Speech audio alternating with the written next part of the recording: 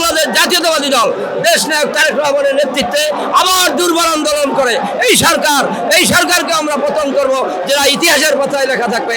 আজকে শহীদ প্রেসিডেন্ট জিয়াউর রহমানের 44তম শাহাদত বার্ষিকীতে আমরা শপথ নিয়েছি যে 5ই যে জুলাই এবং এই আন্দোলনের পিছনে ছিল বাংলাদেশ জাতীয়তাবাদী দল। 5 তারিখ ছাত্র জনতার অভ্যুত্থানে তাজা রক্ত ঢেলে দিয়ে বাংলাদেশ জাতীয়তাবাদী দল বিএনপির নির্দেশে, দেশ নায়ক তারেক রহমানের নির্দেশে যে আন্দোলন হয়েছে, সেই আন্দোলনে বাংলাদেশ জাতীয়তাবাদী দল বিজয় হয়েছে এবং এই ফ্যাসিস্ট বিজয় নিয়েছে। ইনশাল্লাহ আমরা এই সরকার আমাদের ফসল, এই সরকারকে আমরা জানাতে চাই অতি শীঘ্র সংস্কার করে যদি ডিসেম্বরের মধ্যে আমাদের নেতা দেশ নায়ক তারেক রহমান ডিসেম্বরের মধ্যে নির্বাচনের কথা বলেছে, এই সরকারকে আমরা বারবার নির্বাচনের কথা বলছি। যদি আগামী নির্বাচন ডিসেম্বরের মধ্যে না যায়, তাহলে আজকে এই 44তম শাহাদত বার্ষিকীতে আমাদের সকলের শপথ, আমরা আগামী দিনে গণতন্ত্র এবং দেশের স্বাধীনতা সার্বভৌমত্ব রক্ষার্থে দেশ নায়ক তারেক রহমান, দেশ নেত্রী বেগম খালেদা জিয়া যে নির্দেশ দেবে তাই আজকের আমাদের শপথ। এবং আমরা অতি তাড়াতাড়ি সংস্কার করে আগামী ডিসেম্বরের মধ্যে আমরা নির্বাচনের দাবি করছি। তারা হলে বাংলাদেশ জাতীয়তাবাদী দল দেশ নায়ক তারেক রহমানের নেতৃত্বে আবার দুর্বল আন্দোলন করে এই সরকারকে আমরা পতন করব, যেটা ইতিহাসের পাতায় লেখা থাকবে। এই দিনটা আমরা দীর্ঘ 17 বছর পালন করেছি, ঠিকই আমরা একদিনও এক বছর পালন করতে কোনো ব্যর্থ হই নাই, পালন করছি, কিন্তু আজকের দিনের মতো করতে পারি নাই। বসুন্ধরা ট্যাবলেট এখন আরো উন্নত। এই হট এয়ার থ্রো টপ শীত দ্রুত শোষণ করে সোনামণিকে দেয় কোমল অনুভূতি।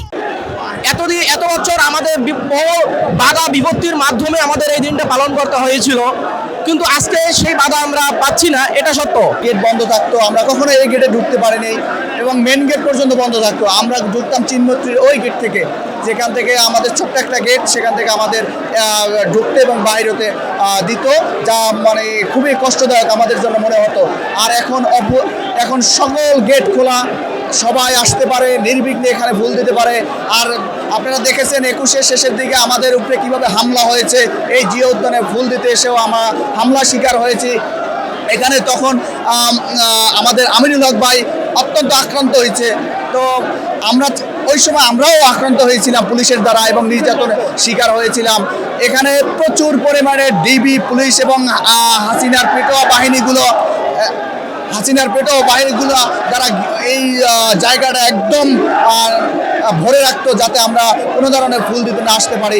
এবং আমাদের নেতাকর্মীদের অনেক সময় ঢুকতে দিত না, সিনিয়র কয়েকজন নেতাকর্মীকে বাধা দিত, তারপরে তারা ঢুকতো, তারা অল্প কয়েকজন ঢুকতো। এখন তো দেখেন লক্ষ লক্ষ মানুষ এখানে এসে ঢুকছে, ফুল দিচ্ছে, সবাইকে শ্রদ্ধা নিবেদন করছে।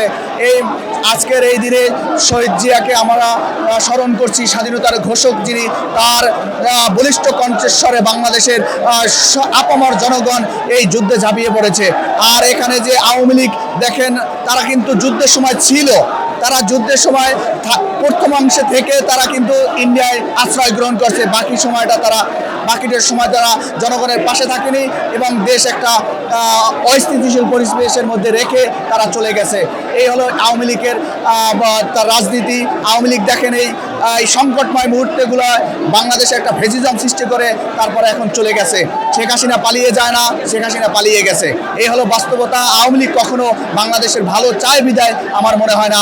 শহীদ রাষ্ট্রপতি জিয়াউর রহমান বাংলাদেশের শিল্প খাত, কৃষি খাত যেভাবে উন্নয়ন ঘটিয়েছে, সেটা আজও পর্যন্ত কেউ দেখাতে পারেনি।